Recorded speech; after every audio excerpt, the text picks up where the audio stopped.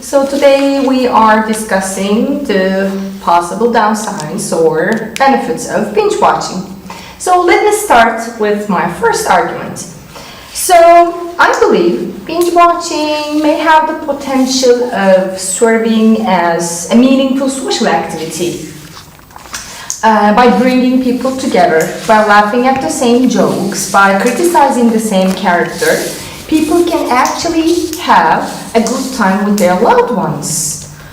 While in a fast-paced, stressful society where we face like constant demands all the time, binge watching can actually be a very good way of bonding with the loved ones, and without the constraints of time and place, we can actually do it on a daily basis, on a regular basis. So I think it's a very good way of doing it. So what do you think? I see your point about bonding with our loved ones and our immediate family, but like in the past when people didn't binge watch and television shows were broadcast, everybody would watch the same show on the same day and then like go to work or go to school and talk about it.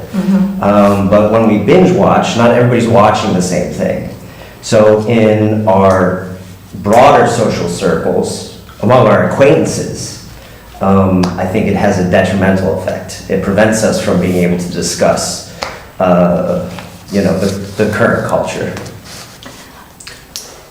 I think that's a really interesting point, and it gives rise to an interesting discussion. But I agree more with Sena, because according to an article I read in Scientific American, binge watching the same shows together has been shown to be a helpful way for couples to bond, especially in long-distance relationships. So I think Bailey has a really good point about the broader social effect, but maybe we can think of binge watching as a way of expressing a preference that, can build a deeper emotional connection with a specific person. Not that you can't watch the same shows everyone else watches too, but binge watching gives this additional dimension to it, this additional option. Well, adding on to Jeremy's point, binge watching like specific shows actually create fan communities. Like just like you say, when people were watching TV shows like on the broadcast, that wasn't really the case, I guess. I see your point there, but I think one thing that happens when you binge watch is maybe you're with loved ones or you're with friends, but you're usually with the same people in the same house, so you don't actually socialize like face to face.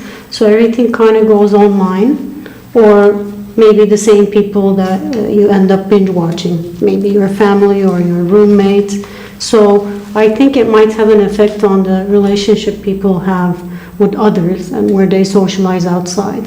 Sorry, I didn't understand that. Can you clarify like exactly? I just didn't understand. You're saying that people binge watch alone, or are you saying that people binge watch only with their small group of friends? Is that what you're saying? Yeah, usually they binge watch, either you might be binge watching with family members, or if you're living with someone, with your roommate, or maybe like your close circle of friends. But I think it makes socializing a bit different. Or Sena actually mentioned like people discussing shows online, there's a fan community, but you end up speaking to people online. So what about like face-to-face interaction with others when you go out and socialize outside, not just in your house? I think that makes a difference in terms of social relationships. It's a valid point, but I think just like with Bailey's statement, it's not as though we have to choose one or the other. You can still watch the same programs or binge watch the same programs with people in your house, but this might allow you to maybe expand your social circle. So maybe you're watching more online and not with people, physically present next to you, but perhaps you wouldn't be watching with anyone in any case. So it just opens up another opportunity for you.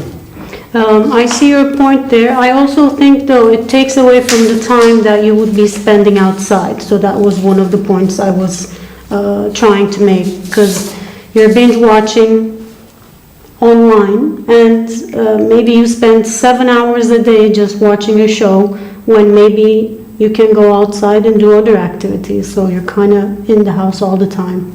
There is actually a study to support what Eileen's saying. So according to Sophia Tolliver, who is a doctor at Ohio State University, she says that lack of socialization due to binge watching, it actually increases rates of depression and other mood disorders. So I guess we can say that there is proof that it's not just about talking to people online, or, you know, probably it has very severe consequences, I guess, such as depression.